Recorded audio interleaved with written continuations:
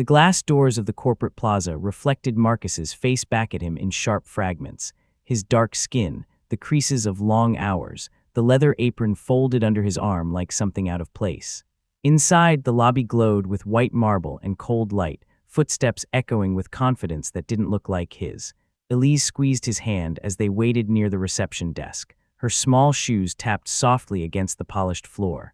"Papa," she whispered, eyes darting toward the security guards who hadn't looked away since they walked in. "Why are they only watching us?" Marcus felt it then, the familiar tightening in his chest. Not confusion, recognition. Across the lobby, a woman in a tailored suit slowed her stride. The CEO. Her gaze didn't linger on the delivery men in muddy boots or the laughing executives passing by. It stopped on Marcus, on his apron, on Elise. Something hardened behind her eyes. She leaned toward security, voice low but firm. A decision, not a question. The guards straightened instantly. Radios crackled. One of them glanced at Marcus the way people do when they've already decided who you are. Elise's fingers curled tighter. "Papa, did we do something wrong?" Before Marcus could answer, the sound of approaching boots cut through the lobby's hush. Heads began to turn. Phones shifted in hands. Marcus didn't move. He knew this moment. He had lived versions of it his whole life. Still, he felt it settle in his bones, the quiet understanding that whatever happened next would follow them long after these doors closed. Some moments look small when they begin. This one wasn't. Marcus Hale woke every morning before the sun, not because he liked the quiet, but because the world treated him better before it fully woke up, before eyes had time to judge, before assumptions stretched and settled. His shop sat on the edge of the old district, wedged between a boarded-up bakery and a laundromat that smelled permanently of bleach and damp fabric. The sign above the door read Hale's Cobbler and Repair, the paint chipped, the letters faded. Most people passed it without seeing it. Some crossed the street without realizing why. Inside, the air was different. Leather, oil, and time. Tools hung neatly on the wall, polished by decades of hands that respected craft. Marcus worked slowly, deliberately, as if rushing might break something sacred. His hands were thick, scarred, steady, hands that fixed what others threw away, shoes with split soles, boots worn thin by factory floors. He made them whole again. Elise sat on her stool near the window most afternoons, legs swinging, homework spread beside her. She knew the sounds of the shop the way other children knew cartoons, the scrape of leather, the soft thud of a hammer, the sigh Marcus let out when a stitch finally held. "Papa," she asked once, watching him bend over a torn heel, "why don't people come in more?" Marcus didn't look up. He adjusted the thread, pulled tight. "Some people don't know how things are made," he said. "They only know how things look." Elise frowned, not fully understanding, but she nodded anyway. She trusted him like that. Marcus had learned long ago not to explain everything. Some truths came with weight he refused to place on her shoulders too early. He was a single father not by tragedy the way movies like to frame it, but by quiet erosion. Elise's mother had left when the world proved harder than love alone could carry. No slammed doors, no screaming, just a suitcase and a sentence Marcus still heard sometimes when the shop went silent. "I can't raise a child like this." Like what she hadn't said, she hadn't needed to. Marcus raised Elise with routines instead. Breakfast at the same cracked table, walks to school past streets that changed names once you crossed invisible lines. Lessons taught without lectures, kindness shown in action, pride worn without apology. There was one object Marcus kept locked in the back drawer beneath the counter. Elise knew not to touch it. She didn't even ask. A small leather token, scuffed smooth at the edges, stamped with a symbol most people wouldn't recognize. Marcus had made it years ago with hands that shook afterward. That token was a reminder of a life he never talked about.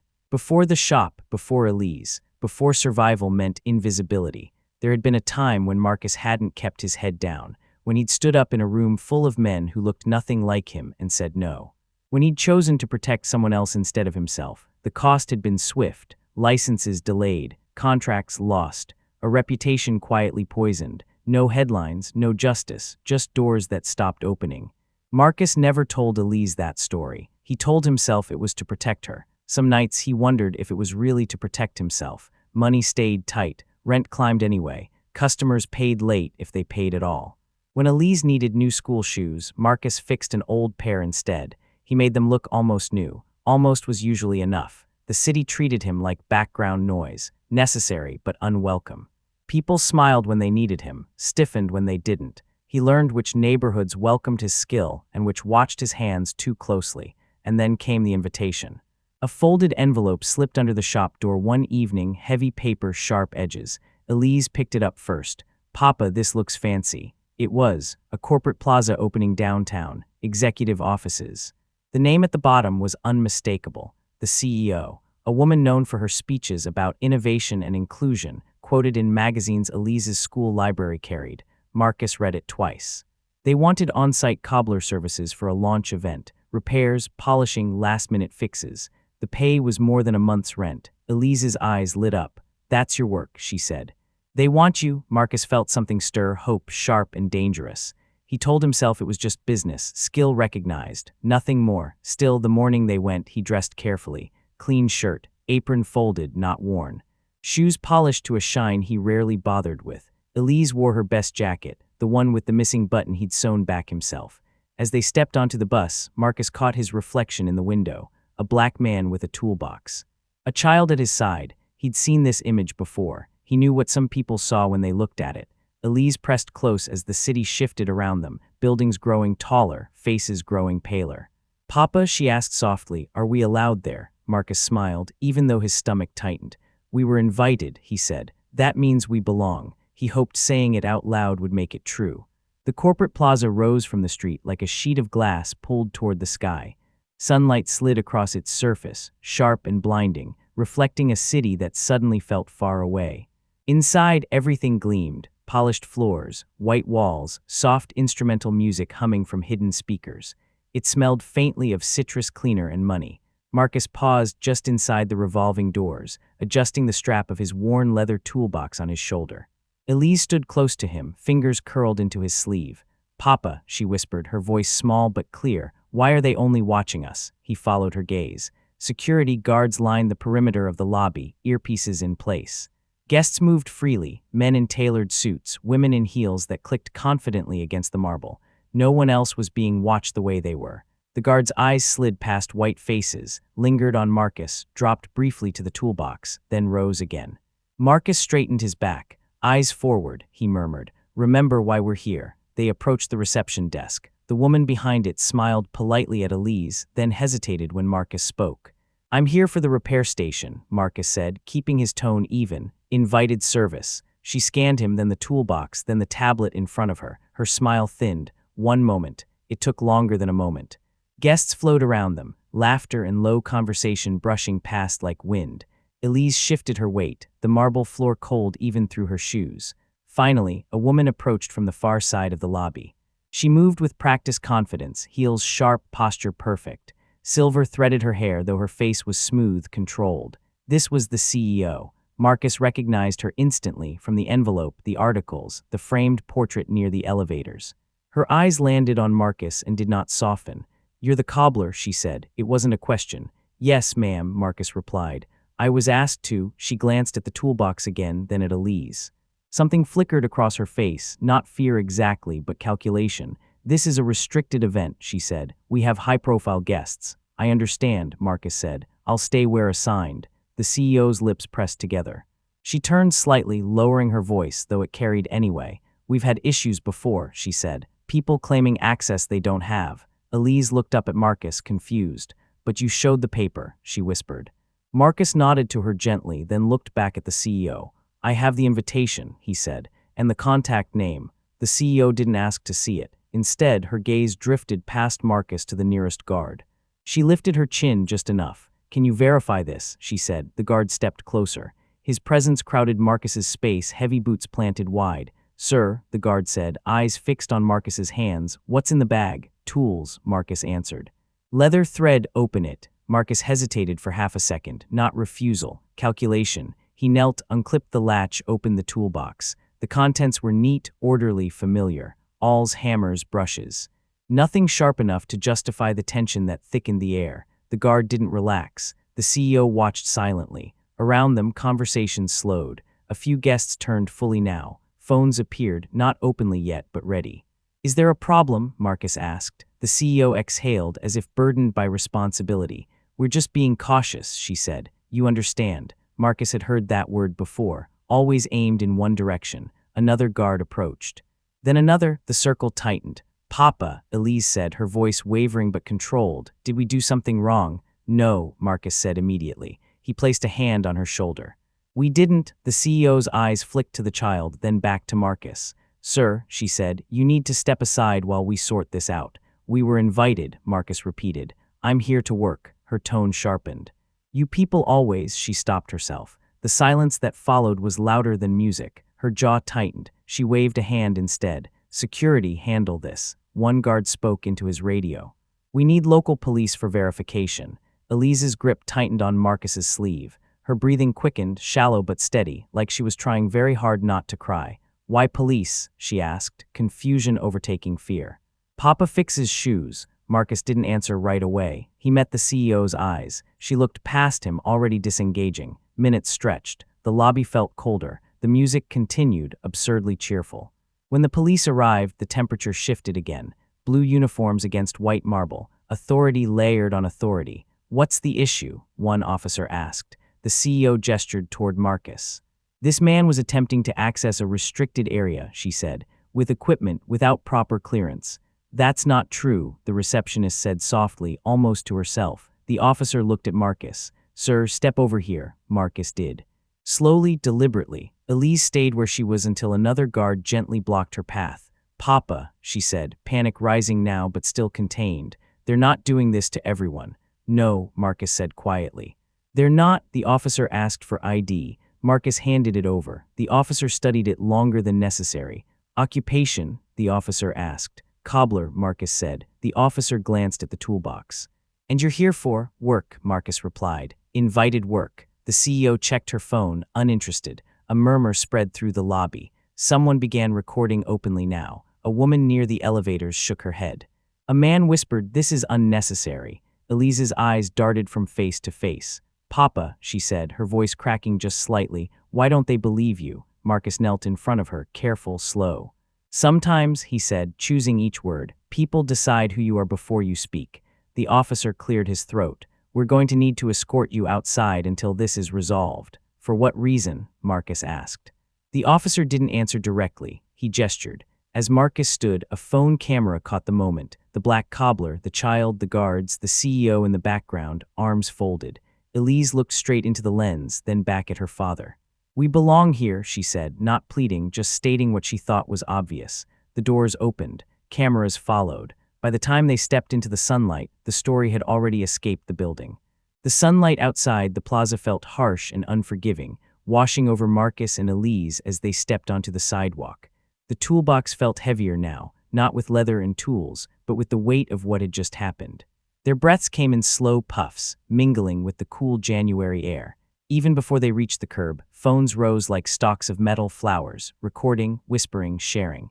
A video snippet had already appeared online. The black cobbler standing steady under the gaze of multiple guards, while the CEO watched silently in the background. Comments streamed in speculation, outrage, disbelief. Some praised Marcus without context. Others questioned why security had acted at all. Marcus kept Elise close. Her small hand clung to his sleeve, her fingers curled in the way children do when the world suddenly feels larger than they are. "Papa," she asked softly, "do they think we did something bad?" He shook his head, voice low, measured. "No, they're just afraid of what they don't understand." The news began to trickle in through phones, radios, and social feeds.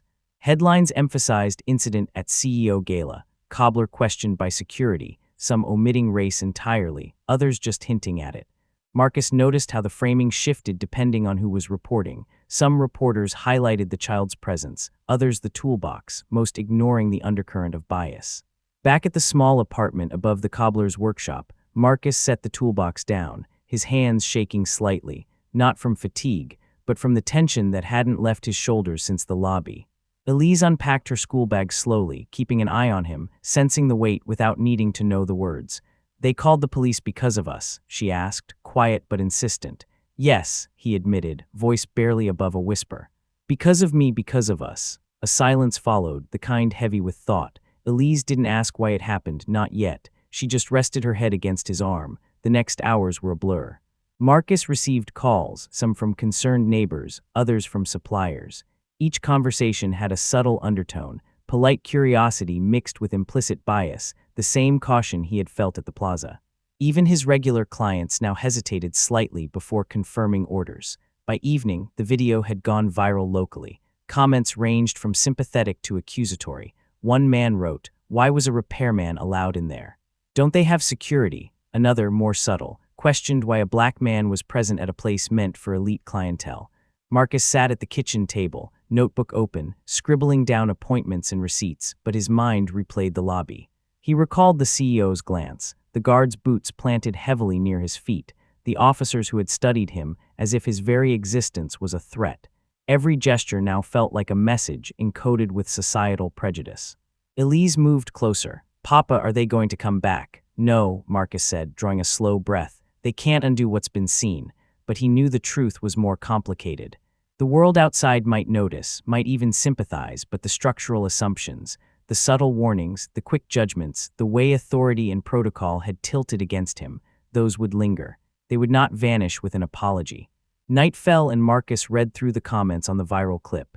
His daughter's image was attached, small, observing, innocent. He recognized the irony. She had witnessed their marginalization firsthand, yet her presence humanized them in ways that he alone could not. Some neighbors stopped by, offering words of encouragement. Some feared further trouble for approaching him.